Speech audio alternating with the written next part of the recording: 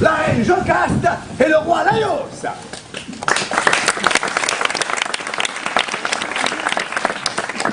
Ils n'avaient pas d'enfants. Aussi s'empressèrent-ils d'aller consulter l'oracle pour connaître leur destinée.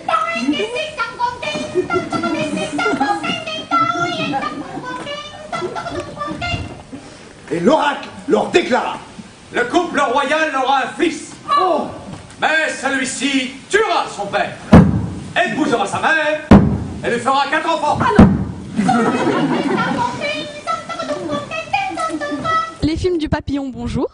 Bonjour. Alors il paraît que vous êtes le metteur en scène de la pièce. Vous êtes trompé. Je suis pas metteur en scène, je suis directeur de la troupe.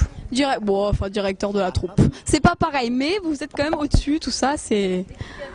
Voilà, expliquez, voilà, la différence. C'est que moi je dirige la troupe, d'accord? C'est moi qui suis directeur, c'est moi qui recrute les comédiens, c'est moi qui organise les tournées, etc., qui paye aussi. Le metteur en scène, on le paye aussi, mais il est pas dans la compagnie. On prend quelqu'un qui est un grand metteur en scène de Commedia dell'arte, qui travaille un peu dans toute l'Europe et qu'on embauche, parce qu'on est amis depuis très longtemps. Étant le meneur de la troupe et jouer dans la pièce en même temps, ça faisait des tensions, tout ça, ou si ça se passait bien? Non, ça se passe bien.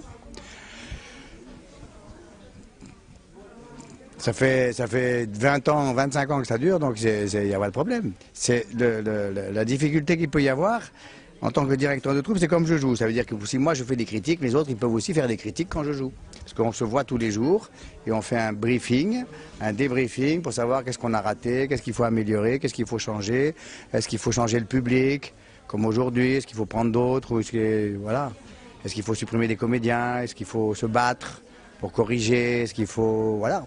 On améliore toujours, parce qu'il y a toujours des décalages tous les jours.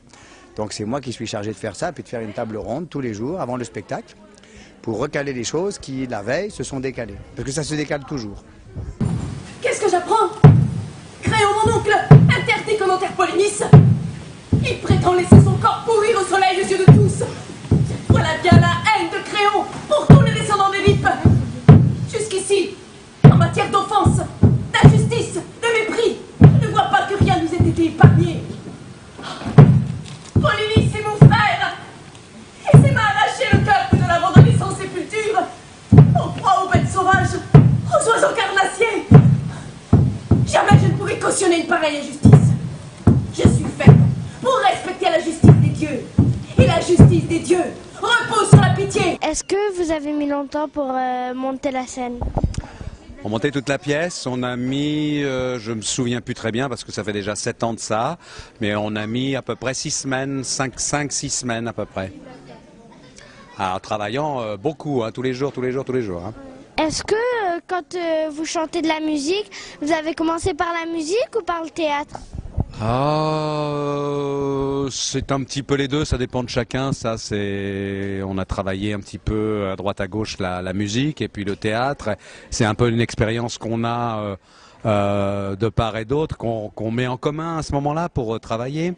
Et là, on avait des ateliers musique le matin pour chanter, et puis aussi pour les rythmes, et puis pour la danse, et pour les pantomimes et tout ça. Donc c'est beaucoup de travail.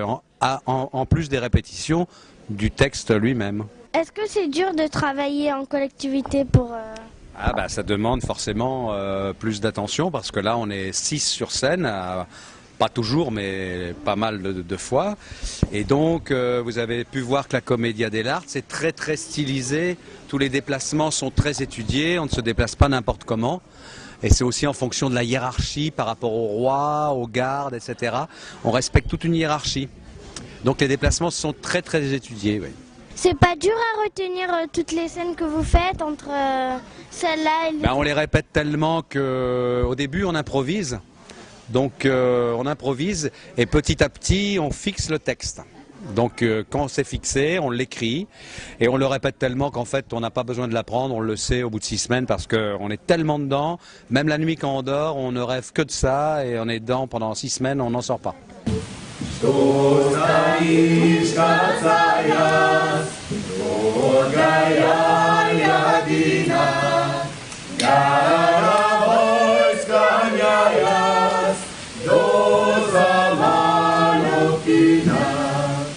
Alors, Alors, de changer de rôle, oui, ça demande une petite gymnastique mentale, mais qui est assez intéressante à faire, qui est même très excitante, parce qu'elle permet au comédien ou à la comédienne de montrer différentes facettes de lui-même, et ça c'est un atout. En tout cas, c'est un exercice de style qui est vraiment excitant. Ensuite, l'autre question c'était quoi? Je sors, je suis un peu fatiguée. Ah oui, l'énergie, voilà. Oui, Le punch. On le trouve en fait, d'abord c'est lié à cette forme de théâtre, qui est voilà, la comédia, et puis on la trouve avec le public en fait.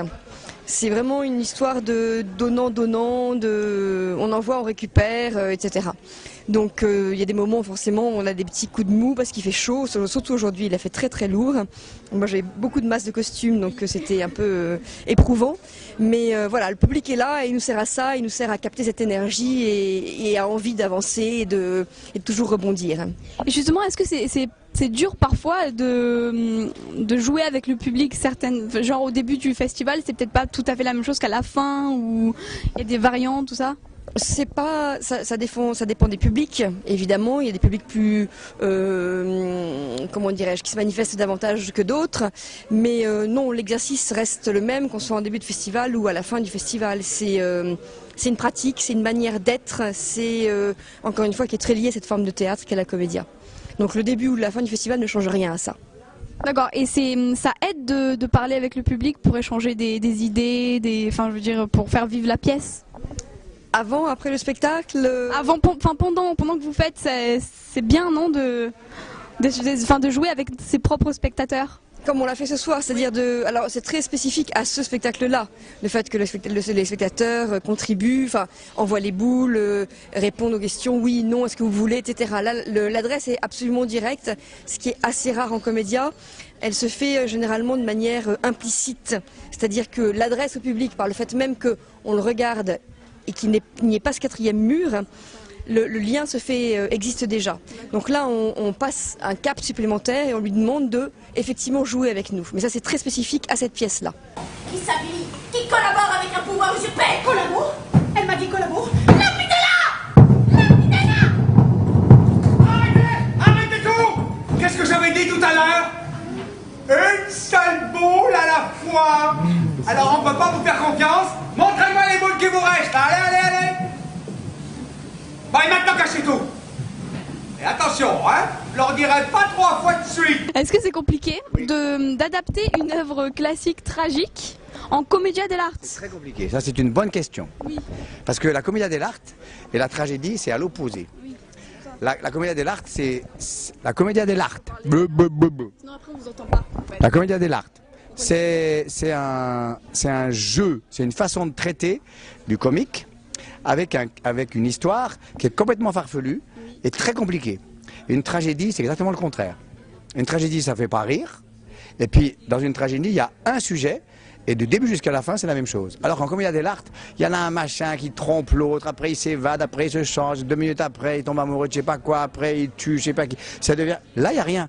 Donc il a fallu arranger tout ça et articuler à la fois la tragédie en gardant la tragédie, et à la fois la comédia pour faire des effets comiques. Donc il a fallu arranger tout ça et puis remodeler tout l'ensemble pour que ça fasse à la fois rire et pleurer. Et il y a un seul personnage qui ne fait pas rire quasiment, c'est Antigone. C'est elle qui garde le drame. Les autres, c'est nous des canards laqués qui sont autour. Juxtaposer à la fois et la tragédie en respectant vraiment le drame. Hein, le drame d'Antigone qui va être lapidé, c'est quand même l'horreur totale, et en même temps de faire du comique à côté, parce que l'un refait ressortir l'autre. Plus on est comique d'un côté, plus ça va être dramatique de l'autre, et plus on est dramatique d'un autre côté, plus ça va être comique, et les effets comiques vont ressortir. Antigone, pourquoi tu frappes Burgos? Demande-lui. Burgos, pourquoi Antigone te frappe? Parce que je l'empêche d'enterrer son frère Polynice. Ismaël. Et moi? Mais que se passe-t-il? Oh, c'est Antigone, elle est en train de faire une très grosse bêtise. Laquelle? Elle est en train d'enterrer notre frère Polynice. Mais pourquoi la fin heureuse? Alors ça c'est la... Ah, il y a une voiture qui va arriver. C'est la tragedia dell'arte, c'est-à-dire que la commedia dell'arte, c'était un petit peu pour résoudre les problèmes que les gens dans la vie ne pouvaient pas résoudre. Hein? Par exemple, les pauvres pouvaient avoir des solutions à leur misère, les jeunes filles pouvaient arriver à épouser celui qu'elles voulaient, alors que dans la vie, c'était pas comme ça. Donc le théâtre, la Commedia dell'arte était faite un petit peu pour régler les problèmes qu'on pouvait pas dans la vie. Et donc on a adapté à la tragédie ce système-là, donc en voulant pour une fois que Antigone, elle puisse arriver à épouser Aimon, arriver à enterrer son frère et à vivre, surtout à survivre. Pourquoi on a fait ça? Parce qu'en Commedia dell'arte, pas dans la tragédie, mais en Commedia dell'arte, il faut que ça se termine toujours bien. Parce que à la fin dans la Commedia dell'arte, c'est fait pour qu'on donne une leçon, pour que les méchants soient châtiés, et ils le sont, ici, en plus. Hein, Créon, il a toute sa famille qui est morte à cause de ses conneries. Donc, dans Commedia dell'arte, il faut que ça se termine bien pour qu'on redémarre sur de nouvelles bases. Donc la tragédie, c'est pas ça. Mais il faut savoir que dans la tragédie antique, il y avait des tragédies qui étaient données, mais entre les tragédies, il y avait toujours une comédie. Donc ça veut dire qu'il y a aussi ce principe-là, qu'il y a à la fois les choses, il faut qu'elles soient tragiques, il faut que le peuple puisse réfléchir, il faut qu'on tremble d'effroi pour qu'on se dise « mince, c'est terrible, on a fait des conneries, il ne faut pas faire comme ça », mais en même temps, il faut avoir cette capacité de rire. Et puis comme le dit très bien Dionysos à la fin, qu'on a réinventé Dionysos à la fin, qui se dévoile, que ça fait 2500 ans que ça dure. Donc 2500 ans, ça fait long, on va peut-être arrêter de se foutre sur la gueule. On va peut-être enfin que Antigone va peut-être pouvoir être heureuse, on la ressuscite et on fait en sorte que tout aille le mieux possible aujourd'hui. Si les Palestiniens et les Israéliens faisaient comme ça après 70 ans de guerre, peut-être ça ferait du bien à tout le monde. Hein. J'avoue, ce serait pas mal quand même. Hein.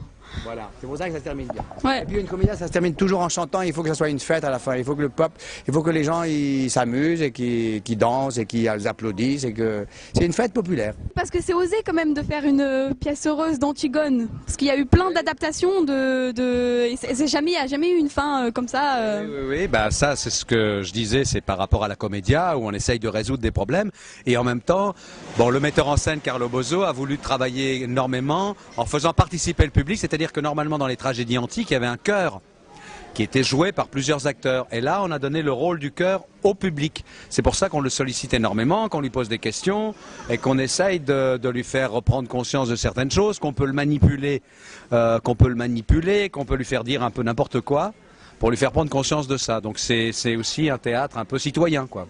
Est-ce que vous avez voulu faire passer un message politique quand vous parlez du PS, tout ça ? Oui, ça c'est le metteur en scène aussi qui a travaillé là-dessus, mais oui, on fait aussi des critiques par rapport à notre époque, par rapport à aujourd'hui. Donc en général, à Commedia, on intègre des réflexions sur l'actualité. Donc voilà, quand je dis je vais manger aux Fouquettes, ça vous avez bien compris que c'était par rapport à Sarkozy le soir de son élection. Évidemment, oui, on fait des réflexions par rapport à ce qui se passe aujourd'hui dans notre société. Pourquoi avoir fait mourir Antigone et après l'avoir ressuscité? Alors fait ressusciter, pourquoi pas la faire vivre, la faire vivre jusqu'à la fin de la pièce? Parce que dans la tragédie, elle meurt. Hein. Si Antigone ne meurt pas, Créon, il n'aura jamais... Créon, il l'a fait mourir. D'accord? Quand il l'a fait... Enfin, il l'a fait pas mourir. Il la piège. Mais il faut qu'à la fin de la pièce, pour que Créon il comprenne les imbécilités qu'il a faites, il faut que son fils meure, que sa femme se suicide, et normalement, Ismène, elle ne se suicide pas. Là, elle meurt aussi. Donc on a fait mourir tout le monde. Il faut qu'il comprenne qu'une fois que toute sa famille est décimée, il faut qu'il comprenne que ce sont les dieux qui se sont vengés pour précisément le moucher. Pour qu'il sache qu'il ne faut jamais recommencer à faire ça. Qu'il ne faut jamais faire de la dictature, qu'il ne faut jamais écraser le peuple, qu'il faut l'écouter, c'est ce qu'on dit à la fin. Donc si on ne le fait pas mourir, il n'aura jamais rien compris. Là, il a compris. D'accord, merci, vous avez répondu à ma question. Merci. Merci à vous.